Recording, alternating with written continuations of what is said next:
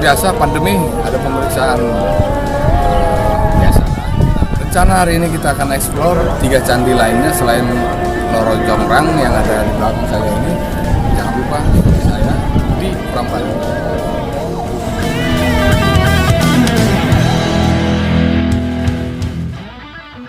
Eksistensi Prambanan selama ini bukan lagi hanya sekedar menjadi pusat destinasi wisata domestik ataupun mancanegara. Di Candi Prambanan, berbagai perayaan tradisi dan keagamaan umat Hindu bisa kita saksikan. Biasanya itu akan didatangi oleh orang-orang di Jogja dan seluruh Jawa Tengah. Misalnya, upacara Taur Agung Kesanga untuk menyambut Hari Raya Nyepi yang selalu diadakan di bangunan abad 9 Masehi ini. Prambanan juga mampu menampung lebih dari 15.000 umat Hindu di Nusantara.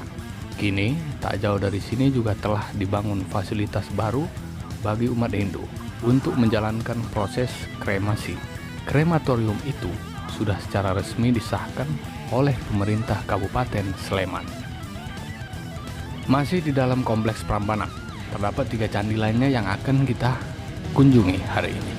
Yang unik dari ketiga candi ini adalah dibuat dalam satu periode yang sama, mempunyai latar belakang Buddha, tentu saja.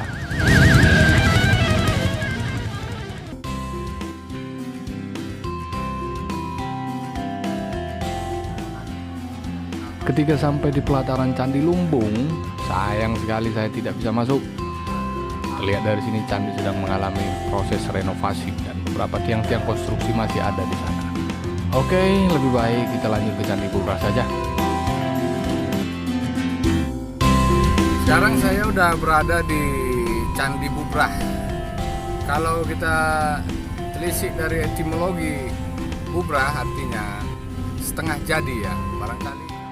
Candi Bubrah sama dengan kompleks Prambanan yang menghadap ke timur lainnya. Bubrah dengan atap stupa yang tinggi dan ramping merupakan simbol Gunung Meru. Susunannya merujuk pada konsep panteon dalam ajaran agama Buddha. 1 stupa dikelilingi 8 dan 8 dikelilingi 16 stupa. Secara filosofis, Bubrah adalah simbolisasi 2 konsep mandala. Oke, kita lanjut ke Candi Sewu. Faktanya, meskipun dinamakan Candi Sewu yang berarti 1000, tetapi jumlah keseluruhan tidak sampai 1000, melainkan hanya 249 saja. Terdiri dari 1 candi utama, 8 candi apit, dan 240 candi perwara. Bentuk arsitektur Prambanan berbentuk tinggi dan ramping, sesuai dengan arsitektur Hindu pada umumnya. Dan Candi Siwa sebagai candi utama memiliki ketinggian sampai 47 meter yang menjulang di tengah kompleks gugusan candi-candi yang lebih kecil.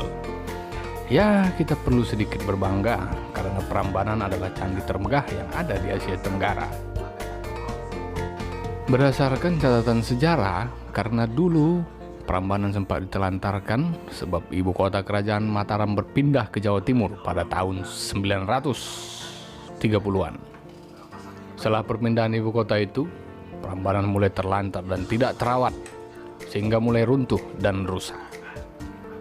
Prambanan diduga benar-benar runtuh pada abad ke-16 akibat gempa bumi yang sangat hebat.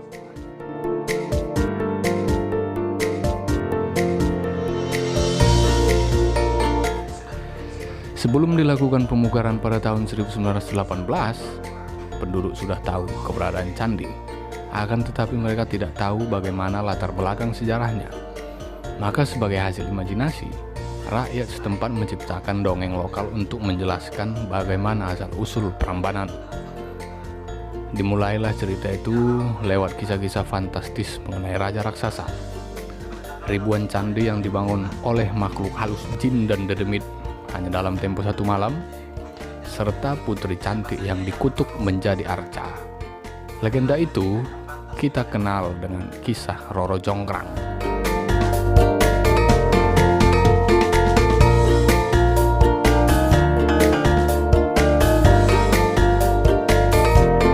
Setelah bercerita panjang, akhirnya kita sampai di penghujung video ini. Ya, menurut saya akan lebih bagus bila Anda juga perlu mencari tahunya sendiri, sebab pengalaman empirisme selalu memerlukan kontak langsung fisik Anda terhadap objek yang dicari. Artinya, jangan lupa untuk berkunjung bersama keluarga Anda bila sedang berada di Jogja, karena lokasi Prambanan memang tidak jauh dari Jogja. Sampai ketemu di video-video menginspirasi selanjutnya.